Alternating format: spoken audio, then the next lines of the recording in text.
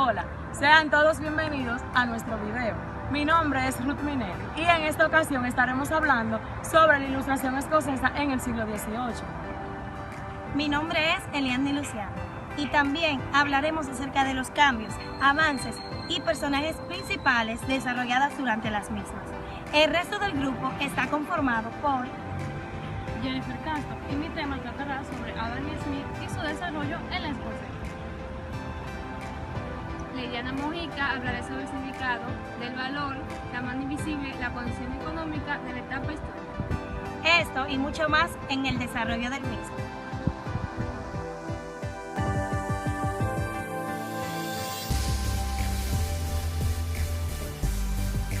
Historia de la filosofía de las ciencias sociales, Barcelona, España.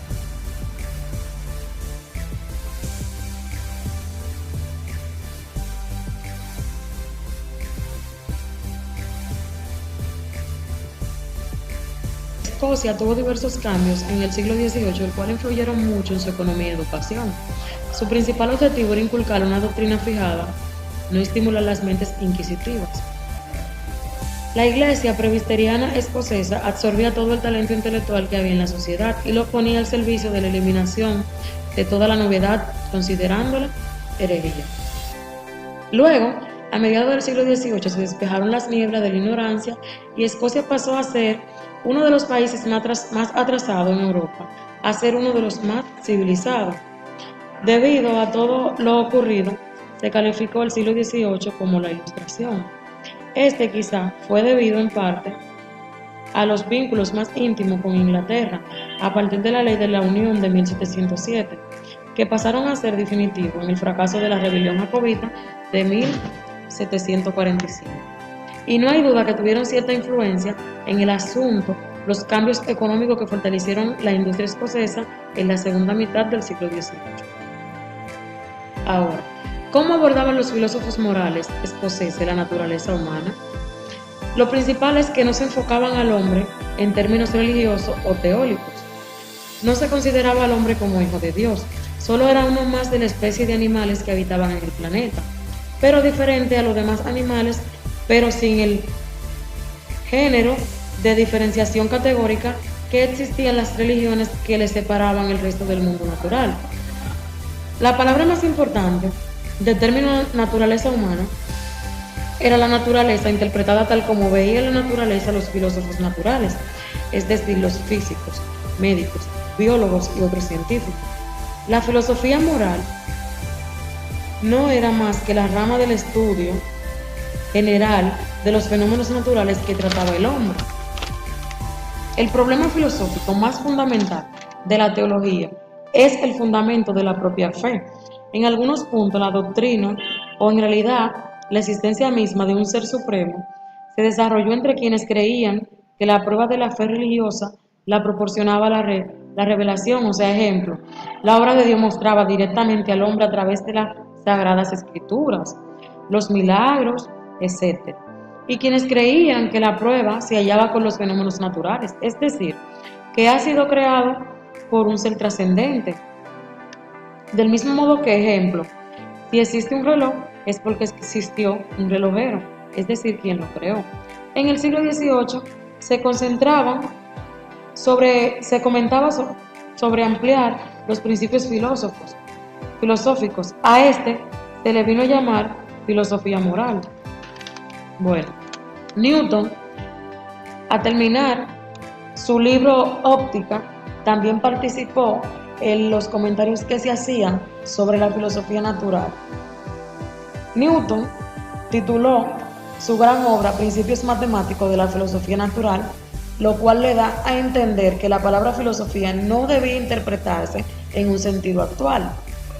Samuel Johnson una vez hizo un comentario que un libro de cocina debería basarse en los principios filosóficos. Se refería a los conocimientos de las leyes generales que se rigen a un fenómeno y no solo a un conjunto de recetas. El uso moderno de la palabra ciencia inició a principios del siglo XIX. Se usaba en el siglo XVIII como Alexander Pipe lo utilizó y significaba conocimiento general, lo que marcaba la diferencia del hombre con los animales. era que el hombre se desarrollaba por medio de una estructura de instituciones sociales. Pues el gran interés de los escoceses por las instituciones sociales en el reflejo de su opinión de que el hombre es un ser social y su capacidad para llevar una buena vida y mejorar con ella depende de su calidad de organización política, social y económica.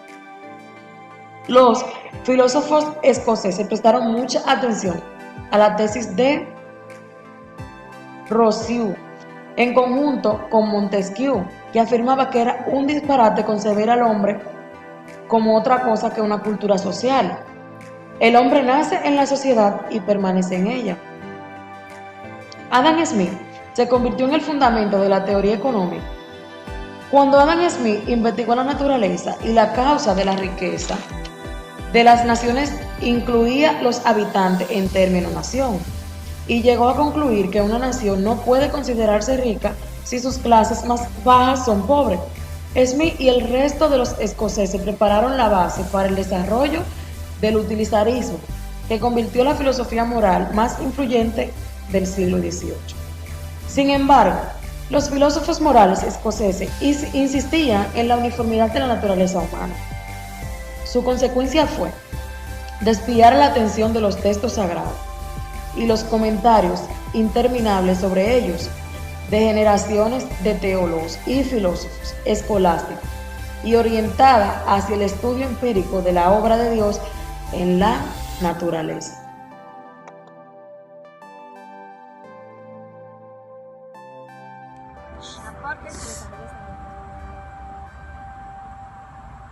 David Hume, aportes y desarrollos en la antigua Escocia.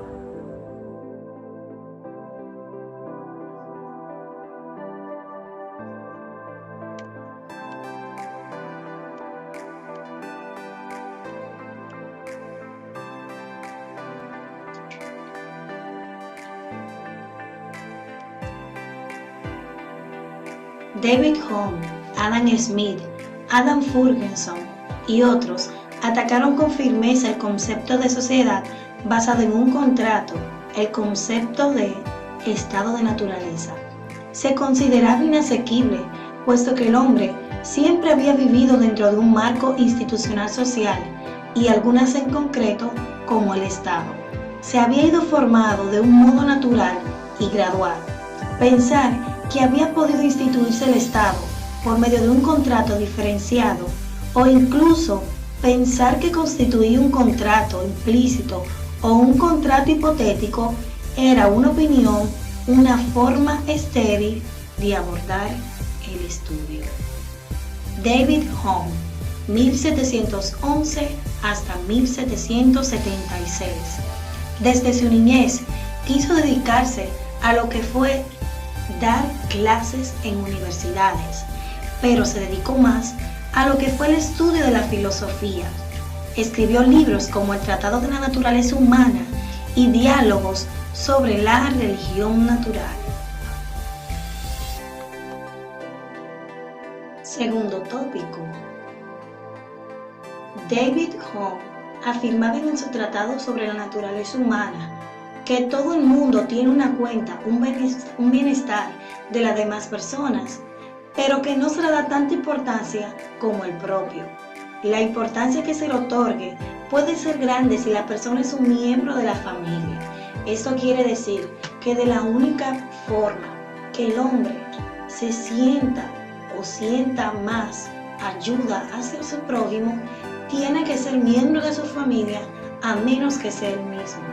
Pero esto disminuye el respeto a las próximas personas y llegar a ser muy pequeña cuando se considera el bienestar de las personas de pertenencia cultural muy distintas. Lo que Hume tenía en la cabeza era la idea de los sociólogos modernos, los cuales llamaban distancia social, es decir, que él argumentaba, si bien no se desempeña o no se desdeña completamente el bienestar de las personas, se considera progresivamente a medida que aumenta la distancia social. Esto era lo que planteaba Hume.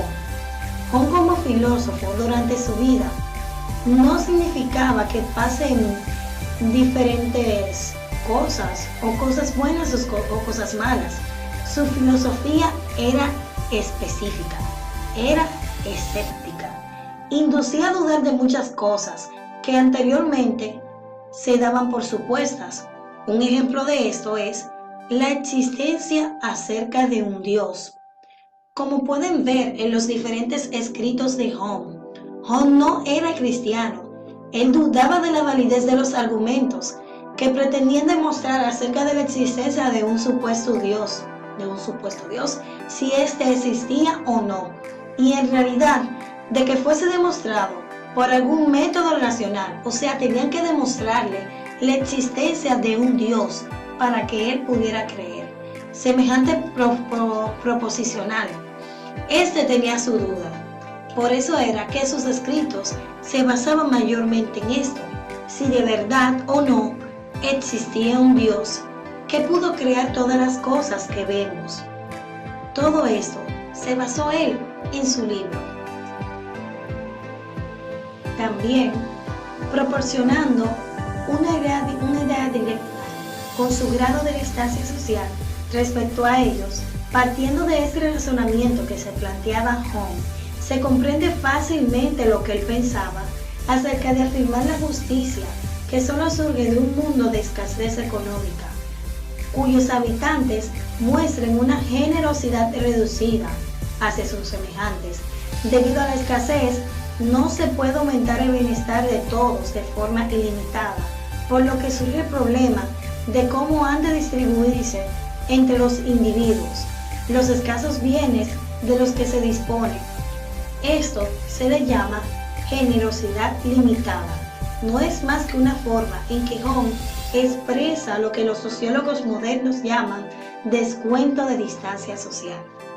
No es lo mismo a que yo quiera mi bienestar, o por uno de mi familia, o por una persona cualquiera. No es lo mismo. Siempre atenderé principalmente mis bienestares. Revisaré si todo lo mío está bien antes de preocuparme por algo de los demás. A esto quiere referirse Hume en referencia a esto. Él se planteaba diferentes cosas, como la existencia acerca de un Dios. Esto se lo planteaba él mayormente, lo cual demostró en sus libros y en toda la mayoría de sus escritos, también acerca del yo y del bienestar de cada una de las personas. Se considera que Hume, por todos los escritos que él hizo y que no estaba de acuerdo a ellos sobre su planteamiento, lo quemaron con todos sus escritos. Y esto provocado por la Iglesia escocesa, 1755-1756. No estaban de acuerdo con todo lo que él planteaba, con todas las dudas, y él quería que le demostrara la existencia acerca de un Dios. Ahora, aquí nos encontramos con el esquema de David Hume, el cual implica a Adam Smith, Alan Ferguson, el estado de la naturaleza, tratado sobre la naturaleza, filósofo, economía marxiana y las diferentes implicaciones que provocan esta. El problema en que se centra la deudalidad del egoísmo y benevolencia de la naturaleza del hombre. Un ejemplo de ello es Thomas Hobbes, que afirmaba que el hombre es una persona crítica, absolutamente egocéntrica, tanto en el estado de la naturaleza como después del contrato. La sociedad civil, Hume rechazó todo lo que decía Hobbes, porque según él, no reconocía que la sociedad era parte de la naturaleza del hombre. ¿Significa eso que el hombre es benévolo por naturaleza con sus semejantes? Como decíamos antes, Hume sostenía, siguiendo a otros filósofos escoceses, que el hombre es egoísta, en un sentido de que no valora a nadie, sino más que su bienestar, por encima de todas las cosas. Pero no hay punto. No tiene punto, sino que se valora a sí mismo. Una persona es egocéntrica. Una persona que es egocéntrica también puede también sacrificar su propio bienestar por el de los demás. Si la pérdida es pequeña y la ganancia es grande, pues entonces una persona que es egoísta actúa.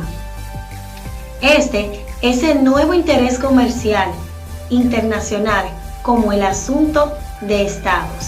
Estas palabras que digo home formaban parte de una tendencia más general política, económica, a los historiadores que han dado el nombre de mercantilismo.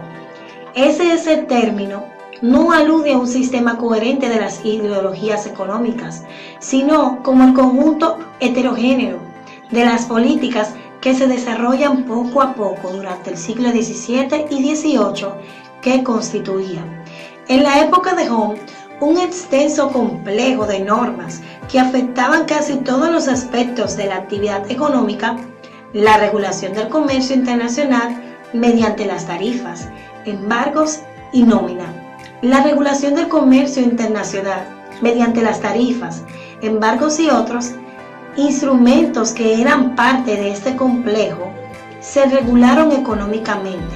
Su objetivo principal era conseguir una balanza favorable. Eso eran todas las implicaciones. A esto era que se refería Home, con referente a la economía y al comercio que se estaba desarrollando en la Ilustración escocesa del siglo XVIII. Y ahora volvemos acá. La posición de Home respecto a la economía quizás hubiera sido diferente, puesto que ha resultado ser mucho más fácil reducir una ciencia el estudio de los fenómenos económicos. Home no escribió ninguna obra general de economía, todas estas se basaban acerca del hombre, pero en algunos de sus escritos trató sobre pequeños temas económicos que tienen un gran interés acerca de la filosofía y de la historia en las ciencias sociales. Solo analicé aquí, o él analizó, el más famoso de ellos, el cual era la balanza del comercio. Este trabajo es procedente de La riqueza de las naciones, el cual fue escrito en 1776 de Adam Smith, porque Home argumentaba en él en contra de las tarifas aduanas y de otras interacciones del Estado en el comercio internacional. Pero su principal interés reside en la forma de desarrollar el argumento, en la cual se anticipa claramente el método de la ideología moderna. Él comentaba acerca de los escritos de Adam Smith, en los que él no se encontraba muy de acuerdo, que digamos, por los diferentes criterios y las formas de pensar que tenía David sobre Adam.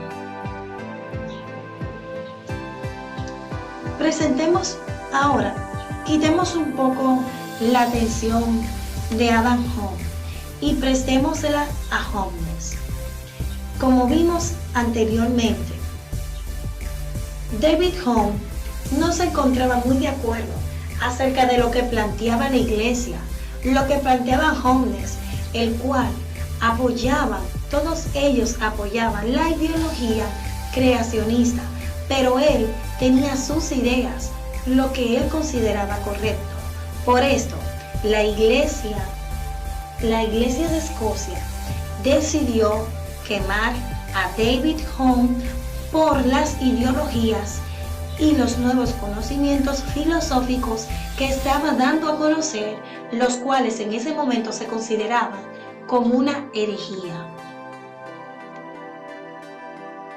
Para finalizar, David Home tenía sus planteamientos filosóficos, tenía sus ideologías, sus conocimientos, pero se basó más en el estudio acerca del ser humano, de dónde venía, de dónde procedía, y lo vimos reflejados en sus escritos sobre el Tratado de la Naturaleza y diálogos sobre la religión natural.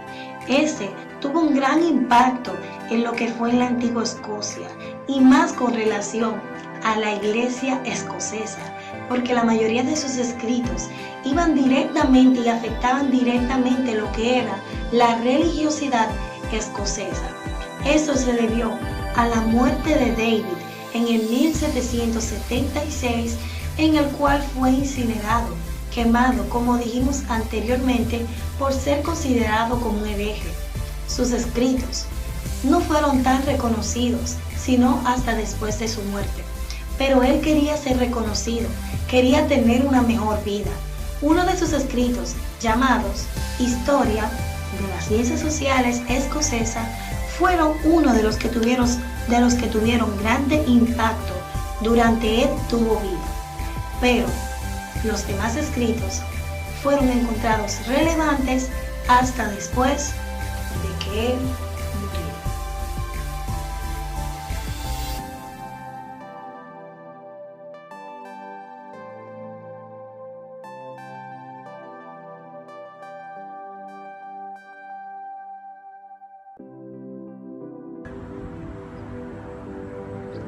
Adam Smith y su desarrollo en Escocia.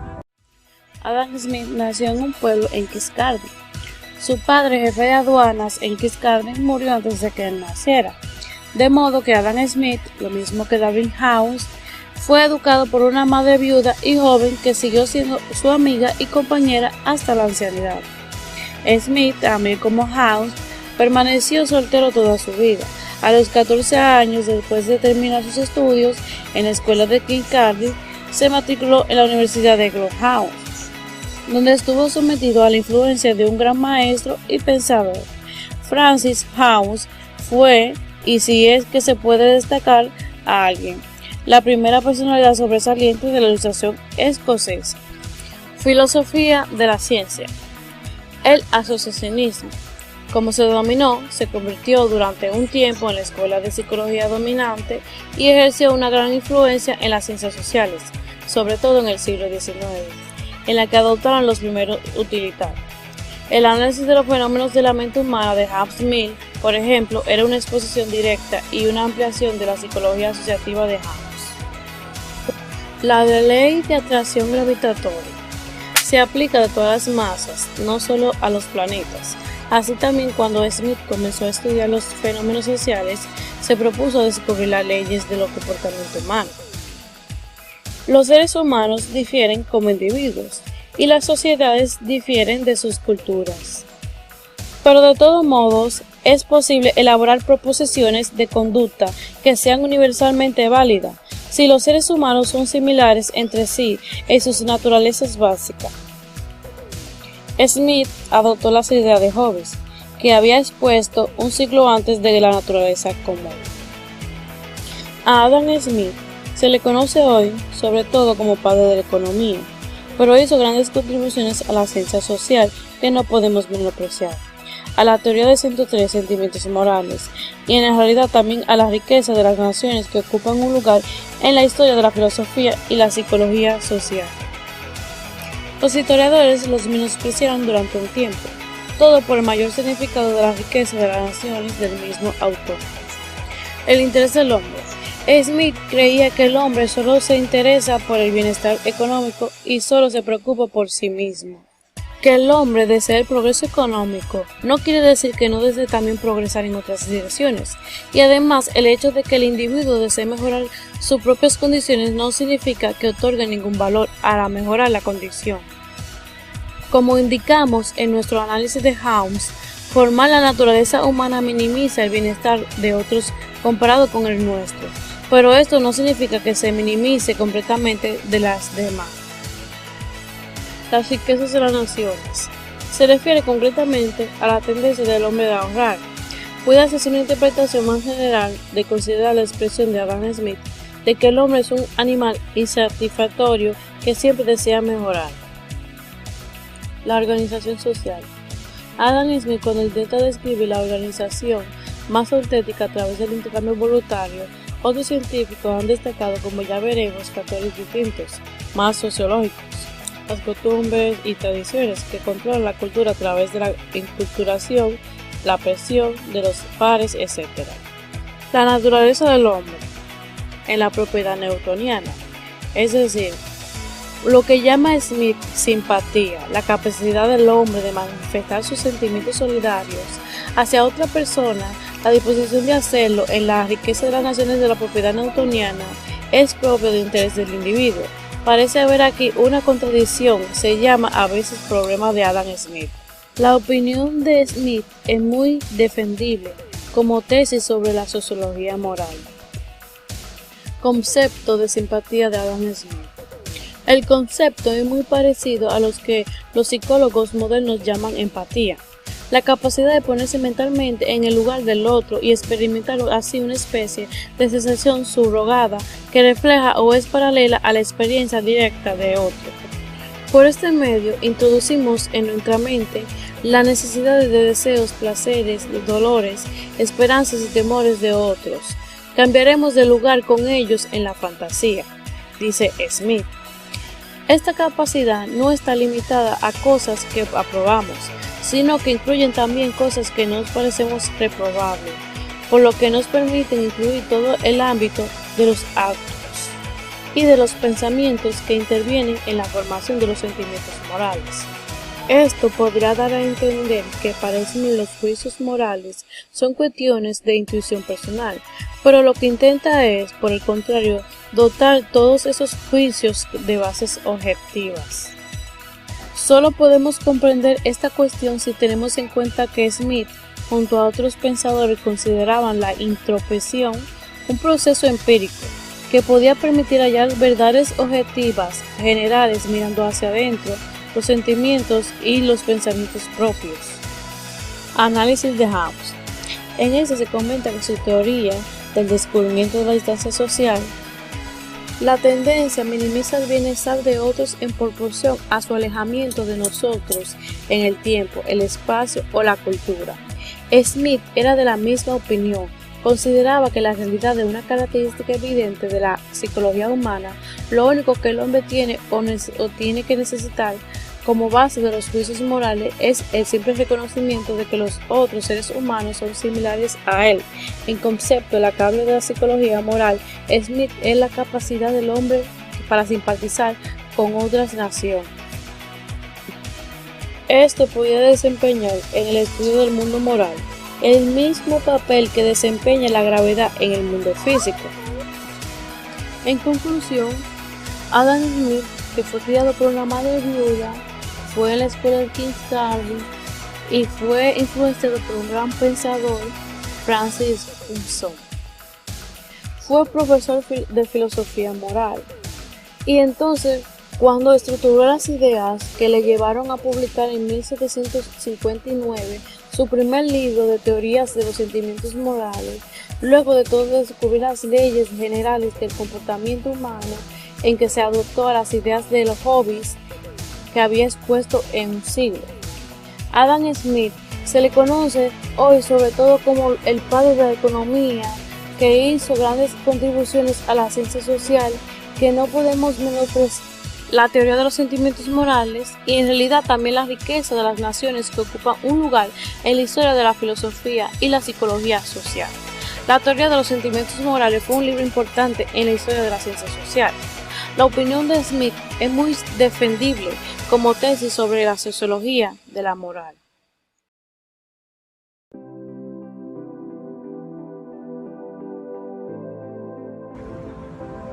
El valor, la mano invisible, condición económica de las etapas históricas.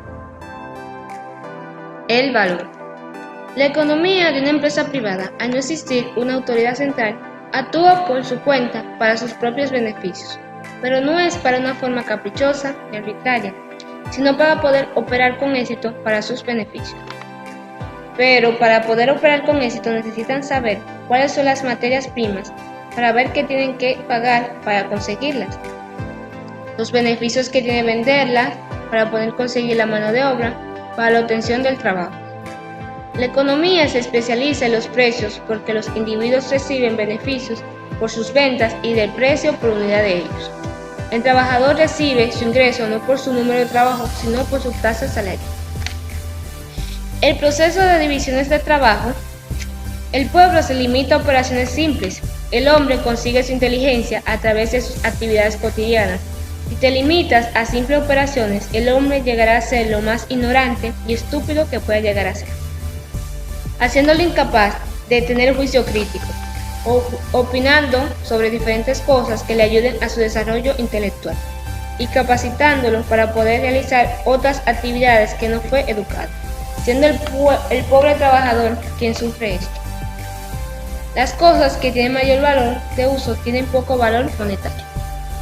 La paradoja de valor, mencionada por Adam Smith, que la utilidad de un artículo puede llegar a ser grande en la utilidad marginal demostrada en la utilidad cuántica global, mientras que la utilidad de una unidad extra es que podría ser pequeña si la totalidad de la oferta es grande. Adam Smith no propuso una teoría de valor basada en la casa, sino más bien en la medición del valor, donde asigna el trabajo como algo especial. La mano invisible de Adam Smith fue utilizada en varios siglos de una manera burlona de personas que no sabían nada de Adam Smith, solo pronunciar su nombre bien. Pero lo que él se quería referir es que hay una mano invisible que rige las leyes rectoras que controlan los procesos económicos, al igual que hay leyes que rigen los fenómenos naturales. La compra y venta que se produce en la economía de mercado es un sistema ordenado, aunque cada participante del mercado persigue solo su propio interés. Concepción económica de las etapas históricas. David Hume se refería que la historia proporciona un laboratorio de experiencias empíricas para el estudio de las ciencias sociales.